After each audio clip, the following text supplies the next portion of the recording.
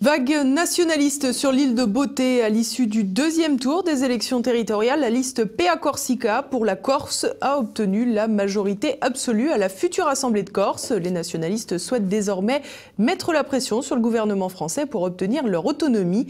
Thibaut Bastide.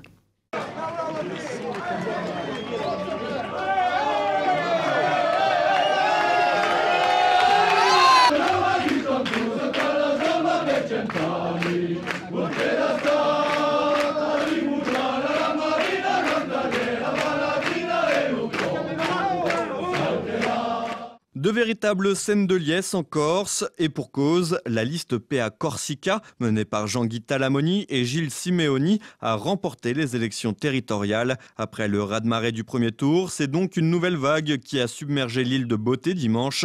Réalisant un score de 56,5% des suffrages, les nationalistes s'empareront de la future collectivité unique de l'île, qui supplantera dès le 1er janvier prochain les deux conseils départementaux et l'actuelle collectivité territoriale de Corse. Derrière, les concurrents n'ont pas fait le poids et se sont partagés les miettes. Ainsi, PA Corsica va obtenir 41 sièges sur les 63 de la nouvelle Assemblée.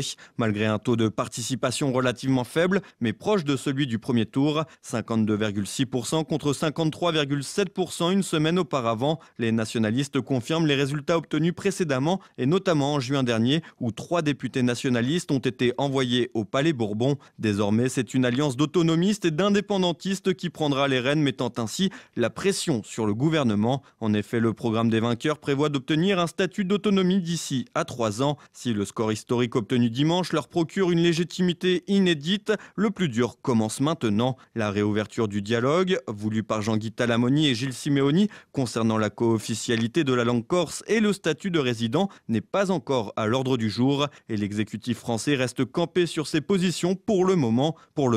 Car Emmanuel Macron avait promis du pragmatisme. Ces déclarations le placent donc au pied du mur et le président de la République ne bénéficie pas d'une assise politique importante en Corse. Ainsi, il devra clarifier ses positions, notamment sur la question de l'indépendance de l'île. Comme à son habitude, le président souffle le chaud et le froid dans ce dossier, se disant hostile aux revendications d'indépendance, sans pour autant être fermé à la discussion. Sur un territoire profitant de nombreuses aides financières, le chef de l'État ne serait pas contre faire quelques économies, mais sa fonction fait de lui le garant de la Constitution et donc de son premier article qui stipule que la France est une république indivisible. Après l'échec catalan, les indépendantistes corses devraient avancer prudemment et proposer une solution médiane leur permettant d'être plus autonomes tout en profitant toujours des aides financières du continent.